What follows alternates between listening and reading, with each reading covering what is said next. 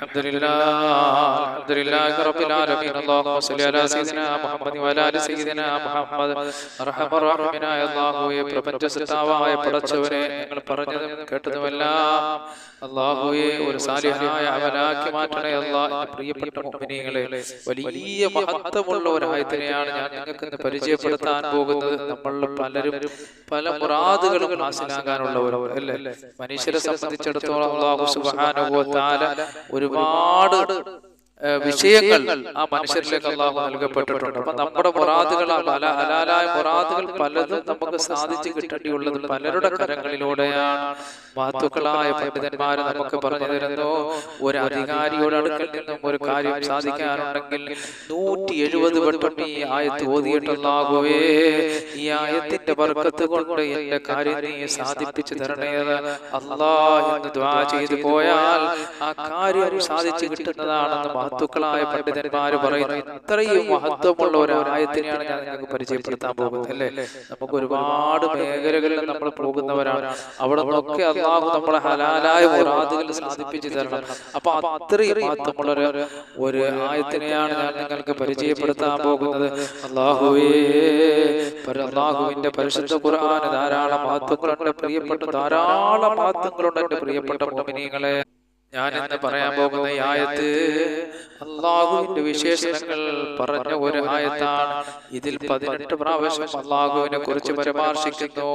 അതുപോലെ തന്നെ ഇസ്മുൽ അദം ഇതിൽ അടങ്ങിയിരിക്കുന്നു എന്നാണ് ഭൂരിഭാഗം പണ്ഡിതന്മാരുടെ അഭിപ്രായം. ഇസ്മുൽ അദം മുൻനിർത്തി ഒരാൾ ചോദിച്ചാൽ അത് അപ്പോൾ തന്നെ ഉത്തരമുണ്ടാകുന്ന ഒരു അമലാണ്. ഇസ്മുൽ അദം മുൻനിർത്തി ഒരാൾ ചോദിച്ചാൽ അത് അപ്പോൾ തന്നെ ഉത്തരമുണ്ടാകുന്ന അത്രയും പ്രധാനപ്പെട്ടതാണ്. അല്ലാഹുവേ, ഞങ്ങൾക്ക് ബർക്കത്ത് നൽകണേ അല്ലാഹ്. മഹാനായ സൽമാനുൽ ഫാരിസി റളിയല്ലാഹു അൻഹു പറഞ്ഞു, ഈ ആയത്ത് ഓതുന്നവരുടെ വീടുകളിൽ കൂടി കടന്നു പോകുന്ന മലക്കുകൾ സന്തോഷത്തോടെ ആ വീട്ടിൽ പ്രവേശിക്കാതിരിക്കുകയില്ല. അത്രയും മഹത്വമുള്ള ഒരായത്താണ് ഇത്, വലിയ പുണ്യമുള്ള ഒരായത്താണ്. അല്ലാഹുവേ, ഇത് ഞങ്ങൾ പാരായണം ചെയ്യുമ്പോൾ നീ കബൂൽ ചെയ്യണേ അല്ലാഹ്. മാത്രമല്ല 70,000 മലക്കുകളുടെ സാന്നിധ്യത്തോടെയാണ് ഹബീബായ നബി സല്ലല്ലാഹു അലൈഹി വസല്ലം തങ്ങൾക്ക് ഈ ആയത്ത് ഇറങ്ങിയത്. 70,000 മലക്കുകളുടെ അകമ്പടിയോടാണ് ഹബീബായ നബി തങ്ങൾക്ക് ഈ ആയത്ത് ഇറങ്ങിയത്. ഈ ആയത്തിൽ മുൻജിയ എന്ന പേരിലും അറിയപ്പെടുന്നു. ഈ ആയത്തിന് ഒരു പേരുണ്ട്, അൽ മുൻജിയ. ആയത്തിൽ മുൻജിയ എന്ന പേരിലും അറിയപ്പെടുന്നു. ശത്രുക്കളിൽ നിന്ന് രക്ഷപ്പെടുത്തുന്ന ഒരായത്താണിത്.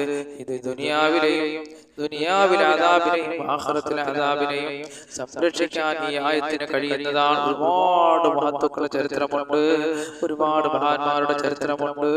ഈ ആയത്ത് ഓതിക്കൊണ്ട് രക്ഷപ്പെട്ട ഒരുപാട് മഹത്തുക്കളുണ്ട്. ഒരു കച്ചവടക്കാരന്റെ ചരിത്രം നമുക്കറിയാം. അദ്ദേഹം മാർക്കറ്റിൽ പോയി തന്റെ ചരക്കുകളെല്ലാം വിറ്റ് അവിടെ നിന്നും സാധനങ്ങളെല്ലാം വാങ്ങിയിട്ട് അദ്ദേഹം നാട്ടിലേക്ക് പോവുകയാണ്. പൈസയുമായി തന്റെ വേലക്കാരനെയും കൂട്ടി മടങ്ങി വരികയാണ്. ഇത് മനസ്സിലാക്കിയ കൊള്ളക്കാർ, ഈ കച്ചവടക്കാരനെ മനസ്സിലാക്കിയ കൊള്ളക്കാർ അദ്ദേഹത്തെ പിന്തുടർന്നു. രാത്രിയായപ്പോൾ ആ മനുഷ്യൻ സദാ നേരവും ഈ ആയത്ത് ഓതിക്കൊണ്ടേയിരുന്നു, എപ്പോഴും ഈ ആയത്ത് ഓതിക്കൊണ്ടേയിരുന്നു. അതുകൊണ്ട് ആ കൊള്ളക്കാർക്ക് ആ മനുഷ്യനെ ഉപദ്രവിക്കാൻ കഴിഞ്ഞില്ല. കൊള്ളക്കാർ വിചാരിച്ചു അദ്ദേഹം ഉറങ്ങട്ടെ എന്ന്. പക്ഷെ അദ്ദേഹം ഉറങ്ങിയപ്പോൾ അദ്ദേഹത്തിന്റെ അടുക്കൽ വരാമെന്ന് കൊള്ളക്കാർ വിചാരിച്ചു. പക്ഷെ അദ്ദേഹം കിടക്കാൻ നേരത്ത് 6 ഭാഗത്തേക്ക് നോക്കി, 7 വീതം ഈ ആയത്ത് ഓതി 6 ഭാഗത്തേക്ക് നോക്കി, മുകളിലോട്ട് നോക്കി, അതുപോലെ തന്നെ താഴോട്ട് നോക്കി, മുകളിലോട്ട് നോക്കി 7 പ്രാവശ്യം ഓതി, താഴോട്ട് നോക്കി 7 പ്രാവശ്യം ഈ ആയത്തോതി, വലത്തോട്ട് നോക്കിയിട്ട് 7 പ്രാവശ്യം ഈ ആയത്തോതി, മുൻഭാഗത്തോട്ട് നോക്കിയിട്ട് ആ മനുഷ്യൻ 7 പ്രാവശ്യം ഈ ആയത്തോതി, പിൻഭാഗത്തോട്ട് നോക്കിയിട്ട് ആ മനുഷ്യൻ 7 പ്രാവശ്യം ഈ ആയത്തോതി. അങ്ങനെ 6 ഭാഗങ്ങളിലായി 7 വീതം ഈ ആയത്തോതി ഓതി. എന്നിട്ട് അയാൾ കിടന്നു. വൃത്യനോടും തന്റെ കൂടെ ഉണ്ടായിരുന്ന സുഹൃത്തിനോടും കിടക്കാൻ പറഞ്ഞു. പിന്നെ അയാൾ ഇങ്ങനെ ഓതിക്കൊണ്ട് കിടന്നു. കിടന്നുറങ്ങി.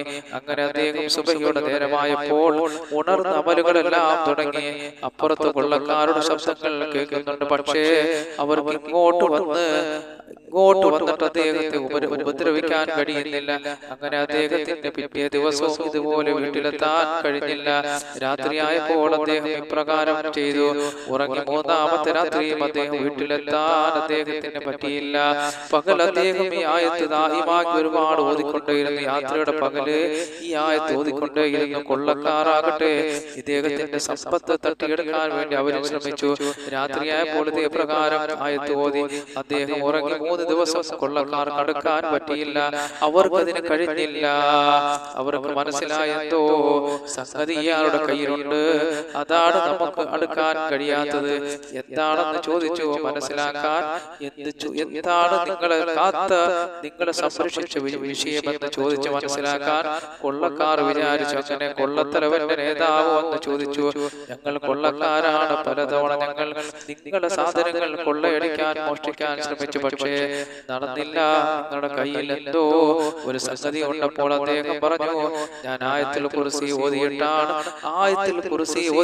നമുക്ക് എല്ലാവർക്കും അറിയാവുന്നതാണ് ആയത്തുൽ കുർസി. അഊദു ബില്ലാഹി മിനശ് ശൈത്വാനിർ റജീം. ബിസ്മില്ലാഹിർ റഹ്മാനിർ റഹീം. അല്ലാഹു ലാ ഇലാഹ ഇല്ലാ ഹുവൽ ഹയ്യുൽ ഖയ്യൂം ലാ തഅഖുദുഹു സിനത്തുൻ വലാ നൗമുൻ ലഹു മാ ഫിസ് സമാവാതി വമാ ഫിൽ അർദ് മൻ ദല്ലദീ യശ്ഫഉ ഇൻദഹു ഇല്ലാ ബിഇذനിഹി യഅലമു മാ ബൈന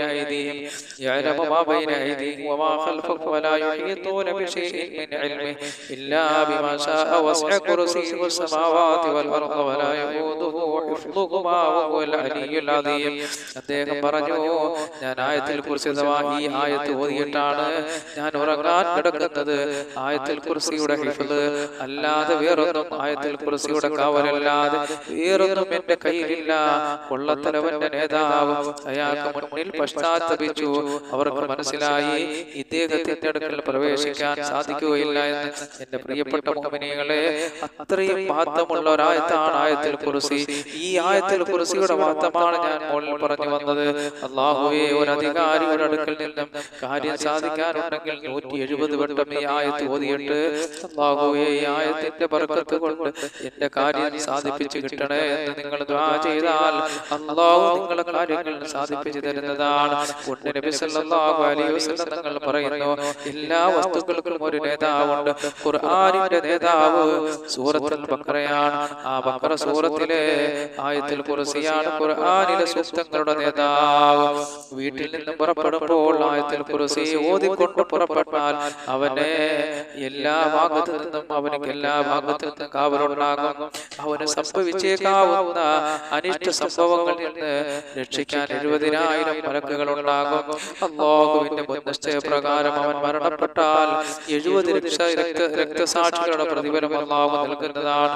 വീട്ടിൽ പ്രവേശിക്കുന്ന സമയം ഓതി വീട്ടിൽ കടന്നാൽ ദാരിദ്ര്യം വരികയില്ല.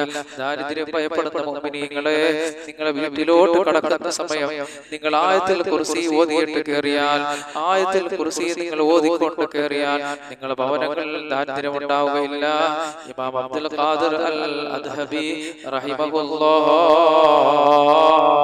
മഹാനവറുകൾ പറയുന്നു, ആർക്കെങ്കിലും ഐഹികവും പാരിത്രികവുമായ വല്ല ആവശ്യങ്ങൾ നേടിയെടുക്കാനുണ്ടെങ്കിൽ അർദ്ധരാത്രി സമയം എണീറ്റ് 4 റക്അത്ത് നമസ്കരിക്കട്ടെ. ഓരോ റക്അത്തിനും ഫാത്തിഹയ്ക്ക് ശേഷം 10 തവണ വീതം ആയത്തുൽ കുർസി ഓതണം. അങ്ങനെ 4 റക്അത്തിലും ഫാത്തിഹയ്ക്ക് ശേഷം 10 തവണ ആയത്തുൽ കുർസി ഓതണം. അങ്ങനെ നമസ്കാരം പൂർത്തിയാക്കിയ ശേഷം അവന്റെ ആവശ്യങ്ങൾ എന്തുമാകട്ടെ അത് അല്ലാഹുവിനോട് ചോദിച്ചാൽ അത് അത്ഭുതകരമായ വിധത്തിലും വേഗത്തിലും അവന്റെ ഉദ്ദേശങ്ങൾ പൂർത്തിയായി കിട്ടുക തന്നെ ചെയ്യും. പ്രാർത്ഥനയുടെ ആദ്യത്തിലും അവസാനത്തിലും മുത്തുനബി സല്ലല്ലാഹു അലൈഹി വസല്ലം തങ്ങളുടെ മേൽ 10 പ്രാവശ്യം സ്വലാത്ത് ചൊല്ലുക. അല്ലാഹുവേ, നീ ഖബൂൽ ചെയ്യണേ അല്ലാഹ്. സ്വലാത്ത് ചൊല്ലുന്നത് വെള്ളിയാഴ്ച രാവായിരിക്കെ രാവായിരിക്കുന്നതും വളരെ ഉത്തമമാണ്. അപ്പോൾ റസൂലുള്ളാഹിന്റെ മേൽ നമ്മൾ ആവശ്യങ്ങൾ പറയുമ്പോൾ മുത്തനബി സല്ലല്ലാഹു അലൈഹി വസല്ലം തങ്ങളുടെ മേൽ 10 സ്വലാത്ത് ചൊല്ലിക്കൊണ്ട് നമ്മൾ ഈ പറഞ്ഞ അമൽ ചെയ്യണം. നിങ്ങൾ നോക്ക്, നമ്മൾ ആവശ്യങ്ങൾ പൂർത്തീകരിക്കാൻ അല്ലാഹു സുബ്ഹാനഹു വ തആല ഖാലിഖായ റബ്ബ് നമുക്ക് കനിഞ്ഞേകിയ ഒരായത്താണ് ആയത്തുൽ കുർസി. നബി സല്ലല്ലാഹു അലൈഹി വസല്ലം തങ്ങൾ പറയുന്നു, ഉറങ്ങാൻ കിടക്കുന്ന സമയം ഒരാൾ ആയത്തുൽ കുർസി ഓതിയാൽ അല്ലാഹുവിന്റെ ശരീരത്തെയും സമ്പത്തിനെയും കുടുംബത്തെയും എല്ലാ വിപത്തുകളിൽ നിന്നും രക്ഷിക്കുന്നതാണ്. മുഅ്മിനീങ്ങളെ, നിങ്ങൾ ആയത്തുൽ കുർസി ഓതിയിട്ട് കിടന്നുറങ്ങ്, അല്ലാഹുവിന്റെ കാവൽ ഉണ്ടാകുന്നതാണ്. ആയത്തുൽ കുർസി പതിവാക്കുന്നവന് സിഹ്ർ കണ്ണേറ് ഏൽക്കുകയില്ല എന്ന് മുത്തനബി സല്ലല്ലാഹു അലൈഹി വസല്ലം തങ്ങൾ പറഞ്ഞിട്ടുണ്ട്.